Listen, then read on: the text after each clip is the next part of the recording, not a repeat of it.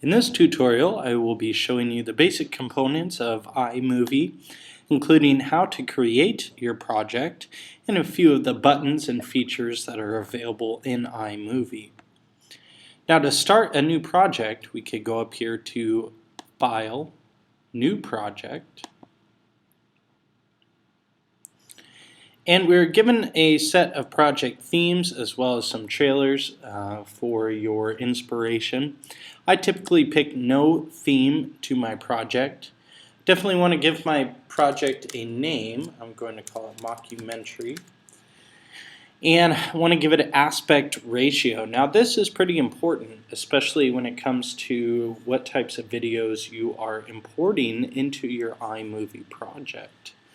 Now, if you know for a fact that your video camera records in widescreen, I would just change it to your standard aspect ratio. Okay? Change it from widescreen to your standard 4:3 aspect ratio will ensure that your videos are imported correctly. Now, as far as your frame rate, typically you just leave this at the default 24 frames per second. And we're going to go ahead and create our project.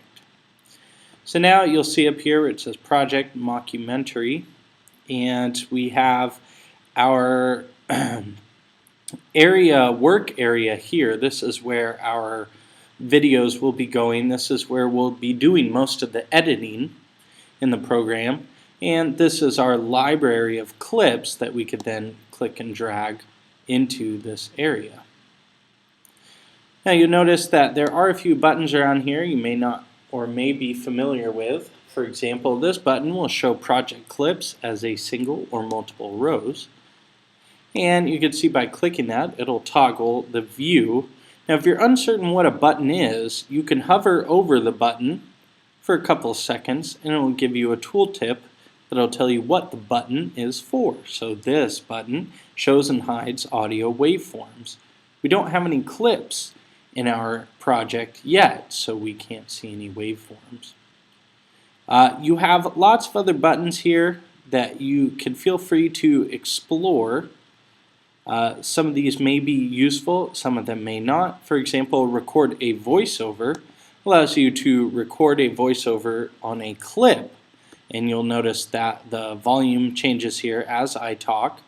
There are a few other options as well, and it'll allow you to voice over on a clip. It's pretty handy, and we'll talk about that a bit later.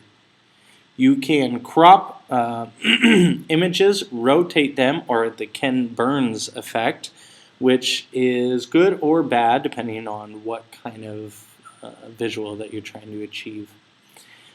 Some of the most important buttons you'll find are here. These buttons allow you to show or hide music, so you can add music, either music that comes with iMovie or music that you import into iTunes. You could also import pictures, text, transitions, and this little neat feature, which is maps, backgrounds, and animations. So that's a basic overview of iMovie, and continue on these videos and we'll get more in depth about how to create a movie in iMovie.